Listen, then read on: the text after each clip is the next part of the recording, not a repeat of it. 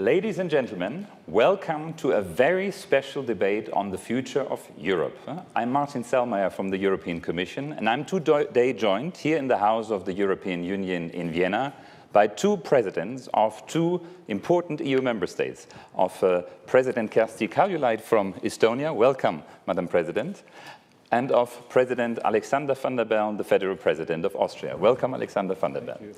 The future is yours is the motto of a Europe-wide debate that the 27 EU member states have launched on the 9th of May.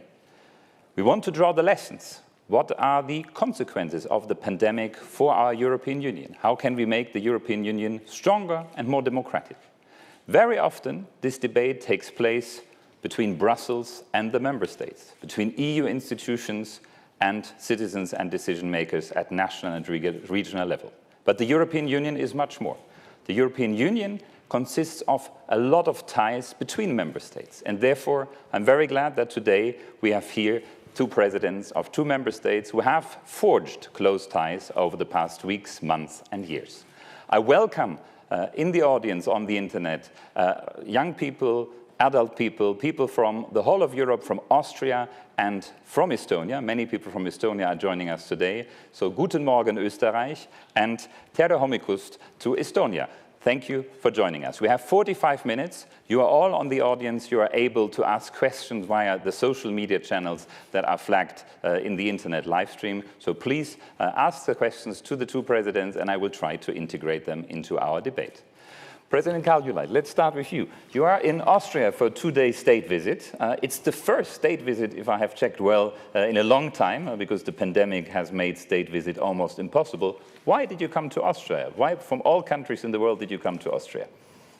Because President van der Bellen had invited me a long time ago, and I very much wanted to accept this invitation. And I also see that Austria and Estonia, well, one is a country which was, well, close to the Iron Curtain, another is, which now is, let's say, in the geopolitically seismic region. So we have certain similarities, and therefore it's always interesting to discuss how we see the safety in our regions, how we see the economies of our regions, and of course my business delegation. I'm very proud of the business delegation which we have with us.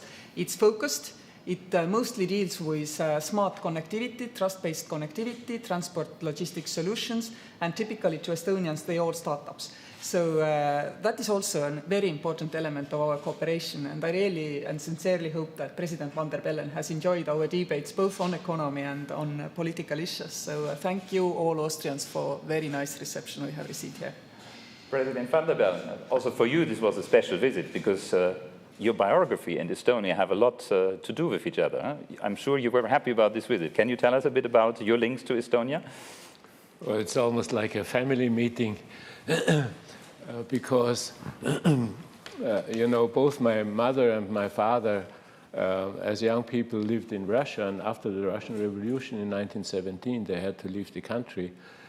Estonia gave them shelter. And they lived there for about 20 years, and then when Stalin was again knocking at their door, they had to leave the country again and ended up in Vienna and in Tyrol, where I grew up. So there are indeed close family relations binding me to Estonia, also given the fact that I was an Estonian citizen until 1959. Which in itself is interesting because Estonia as an independent state didn't exist. But the passport was accepted internationally. My father used to travel a lot. He was a businessman, so there was no problem in that sense. There was free movement almost as we wish to have it again fully today. Except for the Soviet Union, Except for the Soviet Union, indeed. President Kaljulaid, you became president in 2016. And the role of the president in Estonia, how would you describe that to our audience? Is this more, are you more a President Macron or more a President Franz-Walter Steinmeier? Are you in between, or you are yourself, of course? I think in one sentence, Estonian president is the guardian of the constitution and part of our foreign policy team. I guess that sums up my mandate relatively well. So yes, indeed, it's maybe most similar to Frank-Walter Steinmeier's role as well. It's a parliamentary country, Estonia, and our president is also elected by parliament. You need an absolute majority there, which means that you cannot be really fiercely political to fulfill this role, which also is, I believe, the intent of those who created our current constitution approved in 1992. Guardians of the institution and of the constitution are very important. You have also a lot of experience in EU policies because you were for a long time member of the European Court of Auditors of an EU institution. Does this help you in your role, and can you influence the EU policy positions of Estonia, or is this more a private occupation today? My experience goes back further, actually. I was part of the Estonian negotiating team to join European Union during Mart Laar's prime ministership from 1999 to 2002. So I've been on both sides, aspiring country and then indeed auditing the EU budget. When I became president, it was a little bit before Estonia's first council presidency, and I was very happy to work with government and open the conferences, trying to be really, giving interesting food for thought, be it agricultural policy, be it enlargement policy, whatever.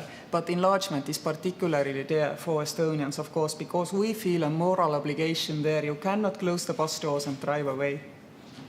President van der Bellen, you are directly elected by the people of Austria in 2017. I remember how we all followed this across Europe because it was a tight race at the time. Does this give you a special role as guardian of the Constitution? Because we all saw your important speech last Friday to the nation, and I think many young people saw it and understood a lot about politics. Does the direct election give you a particular role and weight, or is this more a personality question? Well, I wouldn't exaggerate it, but it gives you perhaps more weight if you are directly elected than by parliament, but I really wouldn't put too much emphasis on that. Usually, in normal times, our roles are quite similar, I think. But the Constitution gives me some power that I use only very rarely, or none at all. For instance, I could, in theory, dismiss the Chancellor of the Republic. I could dismiss, in theory, the whole government. I could force new elections in that way. But of course, these are possibilities that you not only hesitate, but you don't think only twice about it. You think 10 times about it, and usually you don't do it. But in other cases, in general, I have to wait for a proposal by the government or by the Chancellor, and then I can act. But it is a proposal. And a proposal, I can veto it. Mm-hmm. So, for instance, if a new government is formed, the Chancellor proposes his ministers. But I could say no to this particular person. So again, politically, of course, you try to get your message across before that, before it is public knowledge, So we would sit together and discuss people, and I would say yes or no without making it public. This is when people disappear behind your famous red carpet door. To you again, President van der Bellen, you also have a lot of interest and say a lot about EU policies, notably in the debate on the future of Europe. But at European councils, in both of your cases, is the Prime Minister or the Chancellor who is there. Is there a division of labor? Does one talk also about EU policies before European Council, after European Council? Because these are important moments where climate policy, migration policy, economic policy is decided. How is this in your case? And of course, then also for President Kaljulaid. Well, as you point out, this is the role of the Prime Minister or the ministers in other gatherings on the European level. But the Chancellor, we would have a talk before he goes to Brussels, or maybe afterwards, what happened and why it happened and so on, because he knows that I'm very interested in these matters. But I'm not Macron, I'm not an executive president in that sense, so it's really a role of the government. And President Kaljulaid, you have discussions before European councils? Officially, no. I mean, it's in the hands of the parliament and the government, and they always agree the positions of Estonia beforehand. But frankly speaking, when I was working in the European Court of Auditors for 10 years, I was also doing a radio program, weekly radio program on European affairs. So people in Estonia would be very astonished if I didn't have positions on European Union matters. And because I'm also the strong supporter of the European Union, I very often take it upon myself to explain to Estonian people what is our dear union, what it is good for, and what it cannot also achieve, because there are limitations to European Union capabilities set in treaty, and sometimes you need to explain this simply to your people, that they shouldn't have expectations, for example, on the union to take care of education policy, social policy, healthcare policy. European Union is a difficult legal construct which enhances our sovereignty, allows us to decide for the continent in a relatively efficient and effective manner, and also is for developing the four freedoms and nothing more. So there is a limit. And this limit is sometimes which I sense people do not understand, and therefore they have expectations which should be directed towards the governments of the member states rather towards Brussels, which shouldn't be the case. So I have taken this role of bringing this maybe unpopular message to the people, not only in Estonia but elsewhere in Europe as well. President Kaljulaid, from the basis of your experience, in some countries, also in Estonia and in Austria, sometimes they describe themselves as smaller countries. We in the Commission, we don't believe that there are small countries in the EU. Former President Juncker once said there in the European Union, small countries and those who don't know yet that they are small. But how do you see the role of Estonia and President van der Bellen of Austria in the EU? Do you have a say? Or is everything, as I sometimes hear critically, only decided by the big actors, by Germany and France? Or do Austria and Estonia have similar weight and can influence the course of things? Well, as we all know, yes, I mean, our sovereignty is greatly enhanced by the treaty system of the European Union, because we are 1/400th of the population of the Union, but we have one vote among 27 in most important matters. And this is by the principle of the value base of the European Union. Each and every nation has the right to participate and decide. So Estonians, I think, understand and appreciate that element of our union really well. President van der Bellen, Austria has a say? Oh, sure. Sometimes more than I would wish. I mean, there are fluid coalitions within the European Council in particular. Sometimes it's, for instance, I remember Denmark, Netherlands, Austria, and Finland, I think, going together. In other cases, it's suddenly Visegrad Plus. I think the situation is not easy to handle, in particular for the big nations, like France and Germany, because well, first of all, both nations taken together don't have a majority of the population in the Union. It's only about, what, 1/3 or something like that? Secondly, I have the impression that everybody expects some kind of leadership role from the big nations, in particular Germany. But if they do it, everybody gets nervous. They shouldn't dominate the agenda, they shouldn't dominate the outcome, and so on. So in particular from Germany, there is expected a Fingerspitzengefühl, what do you call it in English? A fine feeling of what is possible and what is not possible. And Mrs. Merkel in particular handled that very well. So we will see what happens after the German elections in September this year. Indeed, not an unimportant moment in European politics.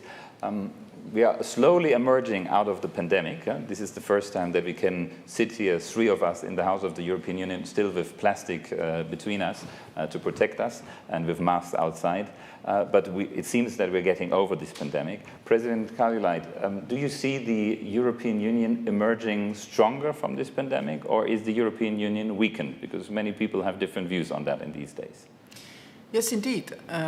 Many people have now higher expectations on European Union what concerns social policy and healthcare. And I would like to remind people you shouldn't have this is still strongly the domain of your national government. So if you're not happy with how the pandemic has been handled, then apart from the question of free movement of goods and people, which we also saw a lot of problems, you have to complain to your national capital. When there are limitations to free movement of people and goods, then indeed that is the issue which we need to resolve, for example, together in Brussels.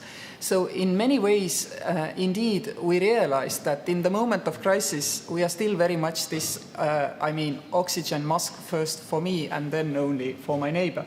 And I guess this is natural, normal, and it tested our unity.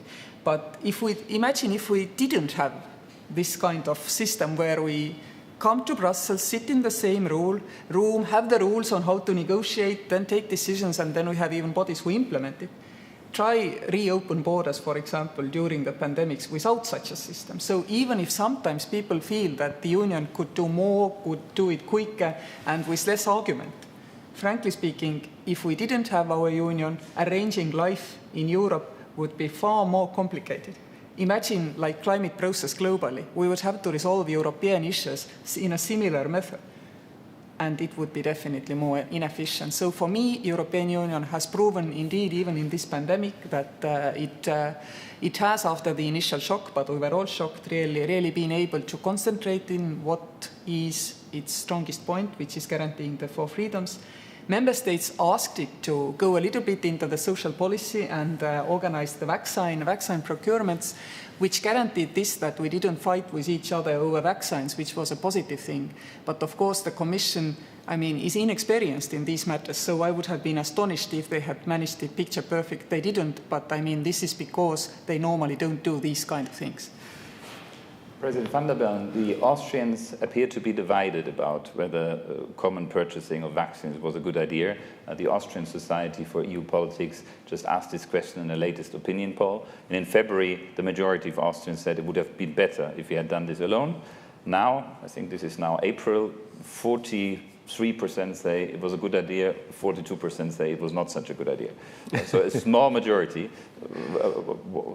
Do we need to convince more, or are the Austrians right to be divided? Well, personally, I think this is obviously something that is better handled on the European level. There were mistakes at the beginning, of course, because nobody was prepared for this kind of pandemic, not on the national level and not on the level of Brussels. And I remember that usually very friendly neighboring state held back the delivery of materials of several things relevant to fighting the pandemic. And I called my colleague in their capital, and he talked then to the Minister of Economic Affairs, and after a day or two, this problem was settled. Maybe for other reasons too, not because of my phone call. Nocturnal calls between presidents were common, let's say, at this time. I had to do a few as well.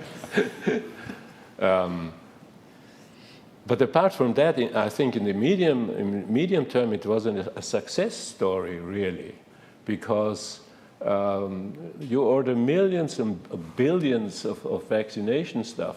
First of all, it was a success story that the vaccination existed. When the problem began in February last year, we didn't know if and when a vaccination would be possible. And in particular, German firm, the BioNTech Pfizer, was amazingly successful in doing this. So we see what science can do.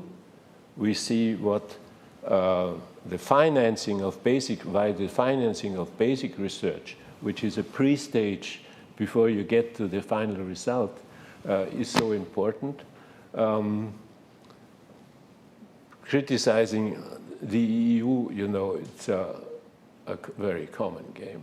I always get nervous about that because I would ask, whom are you criticizing? The European Parliament?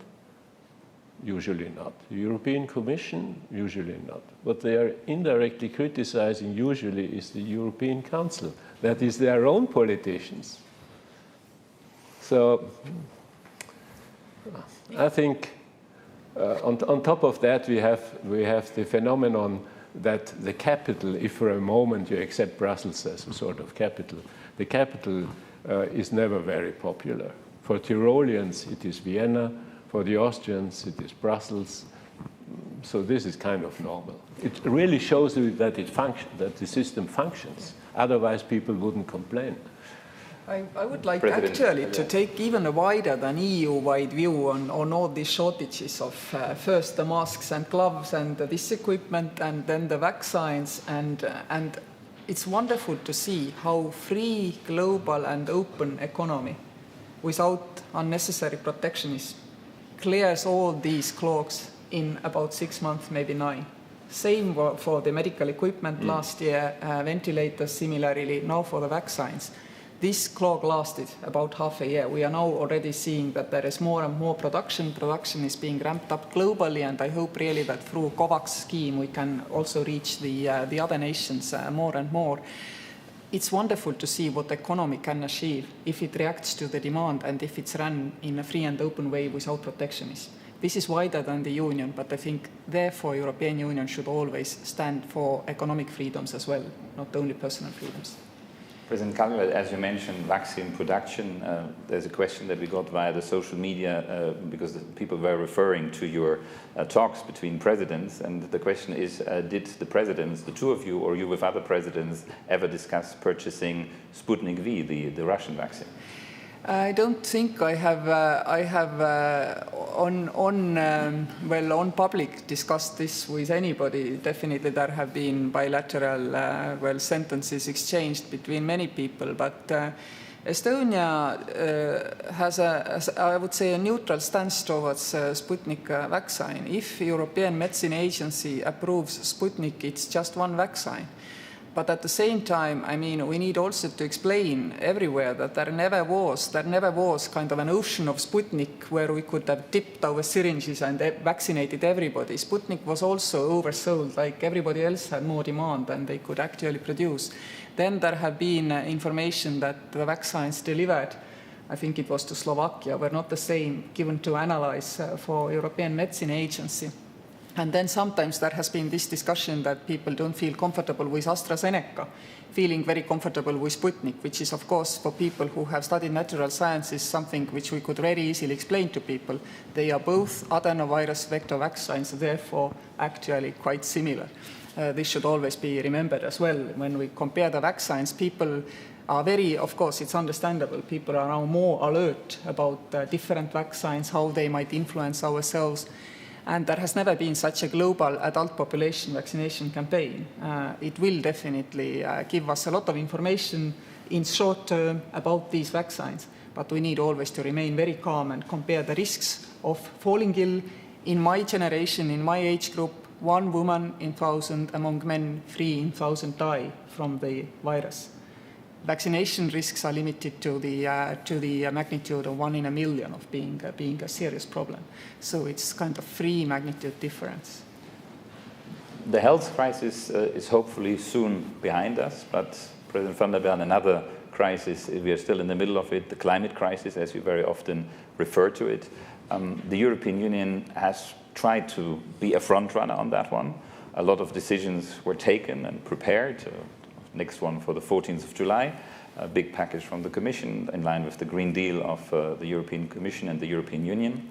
But there are also other people who are saying we're not doing enough. The Fridays for Future, and you have been involved in green policies throughout your political career, they say you have to go faster, you have to do more, this is not good enough. How do you see that? Because you are very often discussing also with the younger generation about their ambitions and the determination that we as Europeans should have on climate change.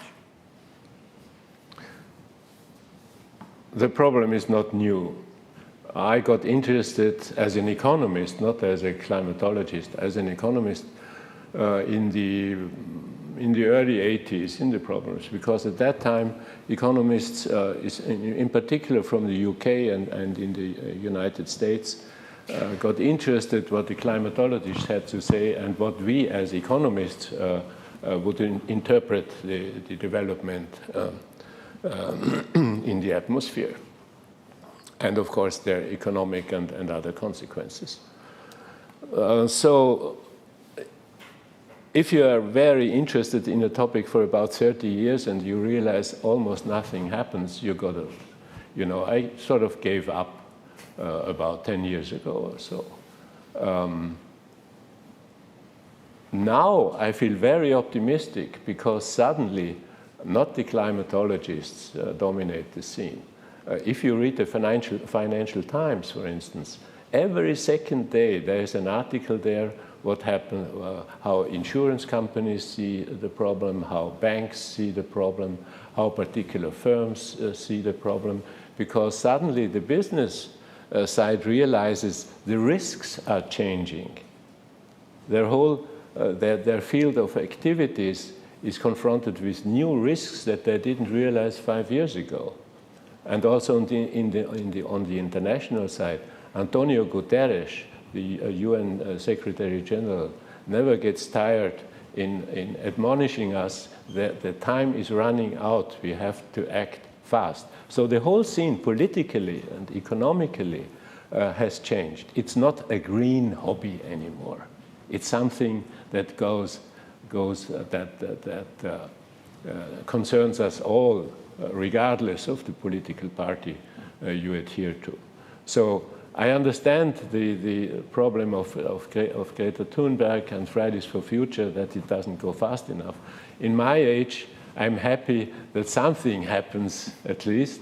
I'm happy that the European Union in the recovery program puts really two focus points. One is the digital world and what we have to do about it, and the other one is the climate crisis and what we should do against it. So in that sense, I'm very happy. The only thing that bothers me at night is I've seen many declarations of good intentions, but we have to put them into practice. And that is also at the European level, as you know, still lacking. A lot of legal and legislative discussions will still take place until we're there. President Kaljulaid, the other challenge that President van der Bellen has mentioned that is a big discussion on the future of Europe is digitization. No? And of course we have with you... comment on climate first. Yes, please, on climate. Because the European Union has actually an unfinished business there, quite a lot. We can be proud of ourselves, first and foremost. We are the biggest, richest global economy, and the biggest influence European Union has ever globally has is by saying, no kidding, 2050 we are climate neutral. By now, 60% of the global economy is covered by climate pledges. This is why banks, insurers, everybody, private sector is taking it seriously, and this is why we see the real change in the picture. But we could actually do a few more things. One thing is we need to close our green bubble so that private sector could even more trust that their investment into green energy, for example, has a positive net present value. Unless we have this border levy on CO2, I mean, our bubble is pricked every day, I can tell you, not only in energy sector, but also in industrial sector. So European Union, please hurry up. We need this CO2 border levy quickly and now. This will help Greta Thunberg and all others who realize that the environment doesn't, I mean, it's like economists are calm because economists grow sinusoidally, up and down, always up and down. In nature, many processes have a point of no return. We don't know where this point of no return is. That's why we have urgency, and that's why we should do more in Europe. And another thing which I believe we should do in Europe, we should say very clearly, we create markets, we don't ruin markets. What do I mean by this is, we should build interconnections, grids, railways, all these things. But production capacity, choosing technologies also for how to save energy, this should be for the market. We should at one point say that, I mean, we only do this, we create market, and then we take hands off and leave space for private capital. Because it's very easy to overdo it, because there is such public demand. We will build all the windmills, I mean, with state subsidies and so on. But if we subsidize windmills, maybe there is another technology beside it, which, I mean, is neglected, because, I mean, we have directed our subsidies to one technology. So we should be tech neutral and leave space for private investment where we can. In creating of the market, we cannot, but in fulfilling the market, we should make sure that we do not ruin this market. Thanks for these very concrete ideas and suggestions, President. President van der Bellen, you mentioned digitization as the second big challenge. Have you yourself in this pandemic become more digital? you know, I successfully sidestepped all developments in the internet. Of course, I have a mobile handy, and of course, I have an iPad, but apart from that, I'm really a layman. But, of course, we weren't able to have physical meetings. We had a lot of video conferences because we couldn't meet physically and personally. Up to a point, that's fine. You don't have to travel. You can talk to your colleagues anyway. So in some respects, this had advantages that we didn't realize before the crisis. But it's not the same. It's not the same for several reasons. It's not a really private talk because nobody knows who is listening. I do not envy any politician like the Prime Minister if he goes to a meeting and it is said it's a virtual meeting of the European Council. I mean, how do you negotiate virtually? You have to pull somebody aside and say, look, Paul, can't we do this or that? You know, you're an expert in that. And that is impossible in virtual conferences. So up to a point, I learned a lot of things to do, which I can use also outside. I mean, not in the pandemic, but at any time of the coming year. But I'm really glad that the pandemic is sort of dwindling down the drain, given that the vaccination program is doing fine. I think the same is true in Estonia. As this visit shows, suddenly the things are possible which haven't been possible for more than a year. Physical visits, meeting friends, you know, renewing friendship, and that is so important also in politics, not only in private life, but also in politics. We can see this very well during this state visit. President Kaljulaid, Estonia has always been admired to be a leader in digital technologies. Are you not sometimes growing a bit impatient to see that we are saying that since 20 years, that we want to become a digital continent, but it seems that digitization is happening elsewhere in the world? Are we fast enough? Are we good enough, we Europeans? Again, I mean, it's very common error which we make thinking that Europe is not digitally developed. Actually, there is one area, and this is particularly GovTech, where Europe is far more developed than, let's say, US or any other rich economy, because we have already decided that each and every citizen in Europe merits a digital identity, which is nothing more than a passport to act and transact online. Nobody else has such a system in creation like we do, and Estonians, of course, are very proud because we think we have been catalyzing this process quite a lot because we have been showing how to do it. On the other hand, we don't ourselves realize sometimes how different we are, but then people ask things which make you realize, and one of the questions actually came from my dear friend Alexander here a couple of years ago. He asked me that, I mean, you are traveling so much for the Security Council campaign. I was away for more than half of the working days every year. How do you deal with the paperwork? I mean, assigning the laws and so on. And I hadn't myself thought that actually the success of our campaign indeed very much depended on my availability, because that's the only thing which a small country can have. I mean, show that, I mean, other states matter to us at the highest possible level. And it was only enabled by Estonian digital signature, because you can easily sit somewhere at the board of the Magellan Strait and sign laws, and I've done so.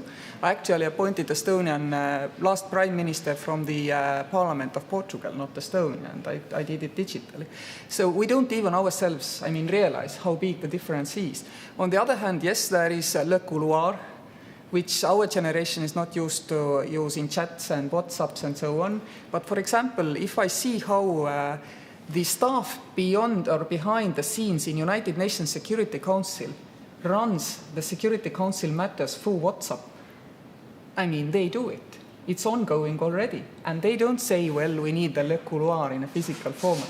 So I think even that is changing, and I seriously hope that there will be every time that the Council of Europe needs to gather to approve 8 points, there will be a serious revolt against taking the plane and going to Brussels always in the future. There will be meetings which will never again become physical, and we'd rather get used to this kind of hybrid element. That, I mean, if you are on the same continent, you might come together, but nobody will probably for an hour of discussion from Japan or United States start coming to Europe anymore. And this is a good thing also for environment.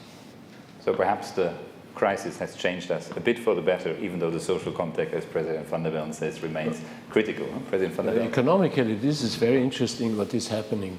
Yesterday we had a meeting, a meeting with business people, about 10 or 15 firms, companies on each side, Estonian and Austrian.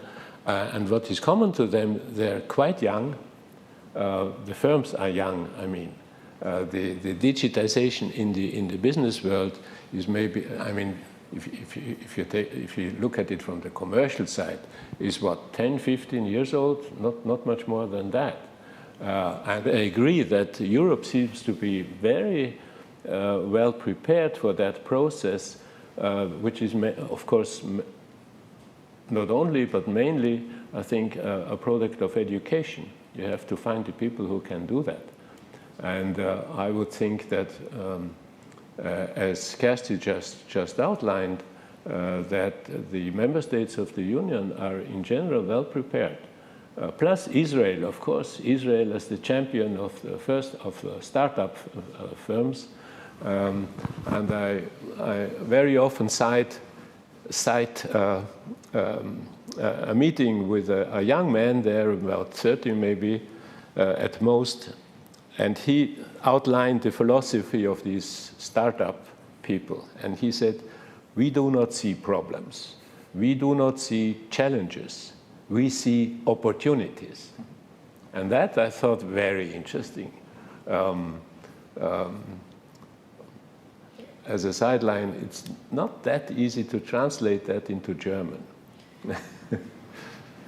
Well, in Estonia, of course, I mean, we really know how cute these baby unicorns are, because we have had the chance to pet seven per million. This is more unicorn dense than San Francisco, honestly. And they are coming more and more often now. So they've always said that their growth is not linear, that it's rather different, and they're proving their point. And it is because technology enhances our productivity in all sectors, so it's kind of inevitable that we are more technological.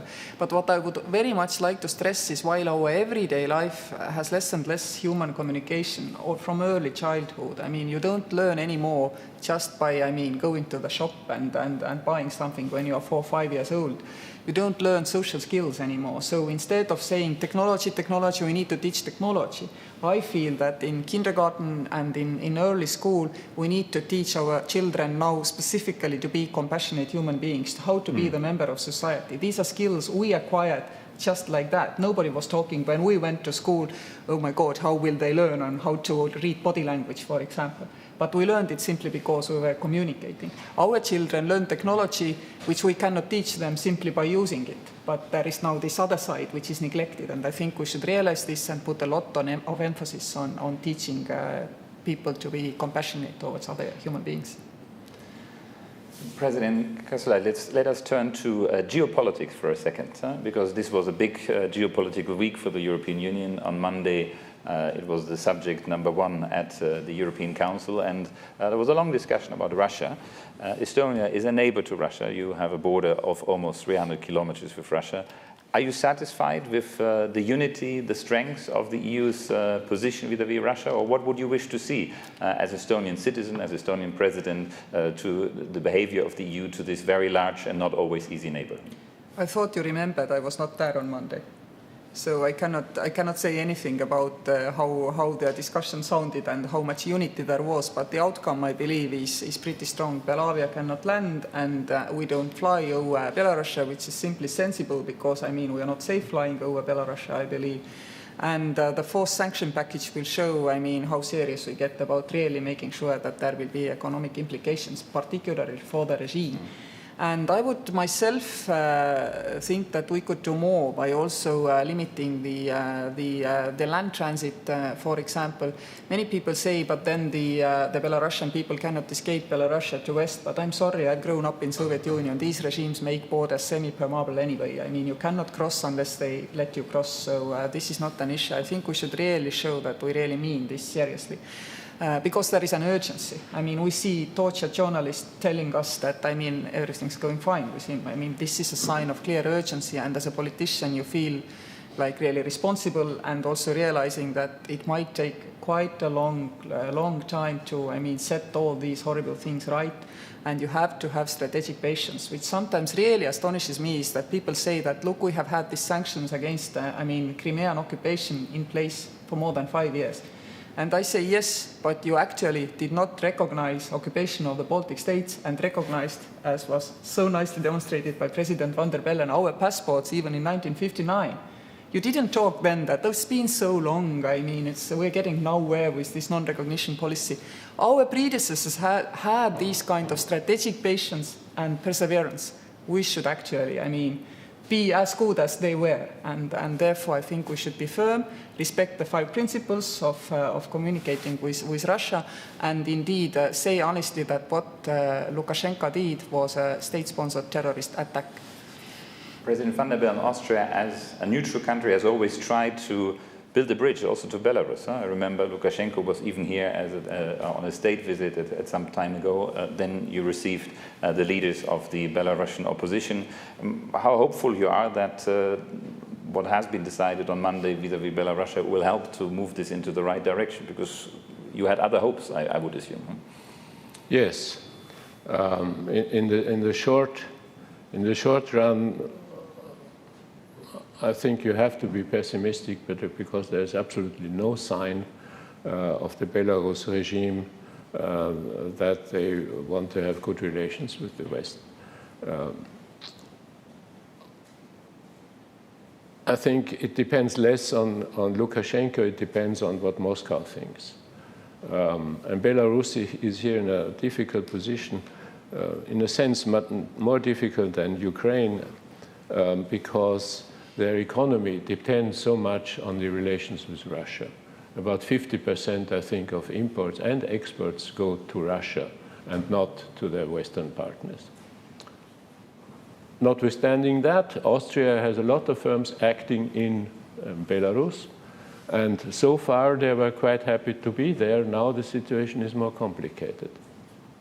Let's see. You talked about the geopolitical issues. I think in the long run, with long, I mean 20 years, several things certainly will change. The importance of oil and gas exports will dwindle because of our efforts in the fight against the climate crisis. This also concerns Russia, and their gas exports will be less important than they are today. What is our strategic view of, say, 2030, 2040? We have at least 4 important players in the world. That is the United States, China, Russia, and the European Union. And the European Union could be an important player, but how difficult is it to get a common viewpoint of our foreign policy? President Putin, in a talk, I had a talk with him in Sochi 2 years ago, drew my attention to the fact that the European Union taken together, there's 27 countries taken together, spends 3 times or 4 times as much as Russia does on military expenditures. And I ask, who is afraid of whom? So I see at least 2 important issues we should talk about also in the conference of the future of Europe. And that is, how do we get a common foreign policy? Because otherwise, I do not want to become a colony of the United States or of China or of Russia or of anybody. We are Europeans, and we can be proud to be that without being arrogant. So how do we get a common foreign policy, and what about more coordination in our defense policy. Indeed, because that would perhaps make our expenditure a bit more efficient than it is today. President Kaljulaid, are you optimistic about the possibility of Europe playing as European Union a stronger role at the global level, or will we have to be satisfied that the big players decide and we sometimes align with one and sometimes with the other? I think we are a big player. And as I already demonstrated, environmental policy, which probably is one of the most important policies globally, also, I mean, vis-à-vis security, many wars and conflicts stem from the lack of natural resources, after all. We are a big player. Similarly, we are a big player in Europe, and part of this discussion between Russia and Europe is actually related to what do we both believe in. And I think in this discussions in the initial stages of when Belarusians revolted against the election result, and they said this was not an open and honest election, which I think it wasn't. Then when we started to stand up on principle, on value-based principle of Helsinki Final Act, every nation has the right to decide their own future. Then when we do it, we are very comfortable with Belarus people deciding that they want to remain in Eurasian Union. But it seems to be that Russians either don't believe or make face they don't believe that this is indeed our sincere and honest limitation of our foreign policy, which we want to be as such. Because they were telling European Union is enlarging its sphere of influence. So Russia thinks in the spheres of influence, power politics, and we are value-based. That's the conflict, the difference. And sincerely, I do not believe that Messieurs Putin, Lavrov, and others do not understand that this is our limitation. But this is our strength, that we have this limitation. We are beneficial, we are useful for the people of the world because we respect human rights and universal democratic values. And we shouldn't be ashamed of saying so. And indeed, this means that sometimes people feel like, why don't you grab your arms and set things right somewhere? But this is simply what we don't do, because we want people to evolve, nations to evolve and develop. When things go really wrong, I think Europe again is very important, because very often Europe is responsible and not recognized for its effort to rebuild nations. For example, now when NATO troops are leaving Afghanistan, Europeans are those who have made the highest pledges to help sustain Afghanistan civil society. Similarly, as soon as a conflict is over somewhere, I mean, we rush in with quite a lot of development help, and we have also worked, and I believe that was the good invention of Federica Mogherini, that we started to channel our support for Africa through African Union on a multilateral level, where they have to abide by the rules to make things work. Result is African Union also has now is applying in Africa the 4 freedoms like we do here, and I think they see this kind of continental developing model taking responsibility for themselves, partially because we have that project. I believe these examples should demonstrate to us that we are very often too humble in accepting that actually we have a big role and we've taken the responsibility also globally. I think it's very comforting to have two so optimistic presidents here in our discussion today. We have that rarely, so thanks to both of you for that. There's a last concluding question that comes from our audience. They would like to know from you, not as politicians, but as private individuals, what you would wish to see as the outcome of this debate on the future of Europe in a year's time. Is there a personal wish that you have, because you're both Europeans, you're both proud Estonians and Austrians, but is there something what you would like to see personally? President Kaljulaid.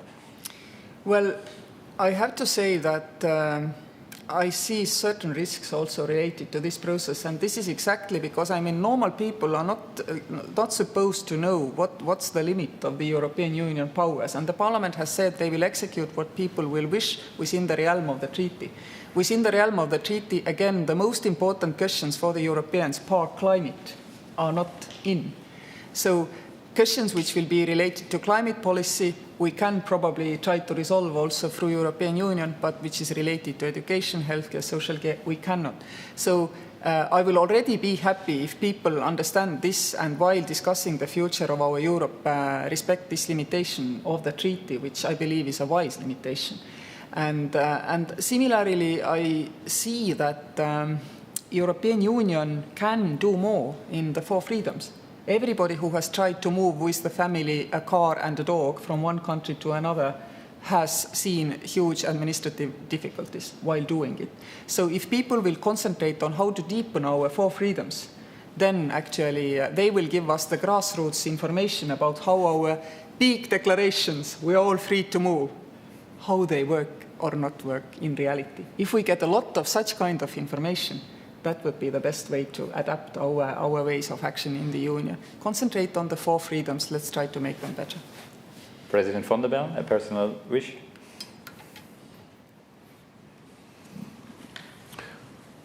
Well, I hope it's not necessary to even think about it, but remembering a talk with German politicians, right-wing politicians yesterday, they openly argued for Germany leaving the European Union. That is the worst thing that can happen if the European Union breaks up. So I do think that, I do hope that the discussion on the future of Europe strengthens our feeling not only of belonging to each other, which is you could say a sentimental thing, I'm convinced of it, but still it's sentimental, but of the sense that it makes economically, politically, in a world where we do not only have friends. So this is the most important thing. One time in the future, not this time, but maybe next or noch, even later than that, we have to discuss what is the European Union really? It is not a state. It is an important factor on the world stage, but it is not a state. What do we need to add to it so that we can formulate our positions more clearly to the outside world, to the Americans, to the Chinese, and so on? Because up to a point, what Kissinger said decades ago about the European Union, whatever it was called at the time, I should call Europe? Fine, give me a telephone number. So up to a point, this is still true. And one of the most difficult positions is that of Ms. Mogherini some years ago, or Mr. Borrell now as the sort of foreign representative. I cannot call that a foreign minister because he is not a foreign minister of the European Union. You know, that kind of development I wish, and I hope they do not get, I mean, all the people involved in that discussions, that they don't waste their time with issues that are not for the existence and the development of the Union, or not of this vital importance.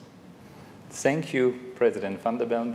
Thank you, President Kaljulaid, for your time, for the energy and the strong words that you used here today. Thanks to the audience who have followed us in Austria, in Estonia, and in the rest of Europe.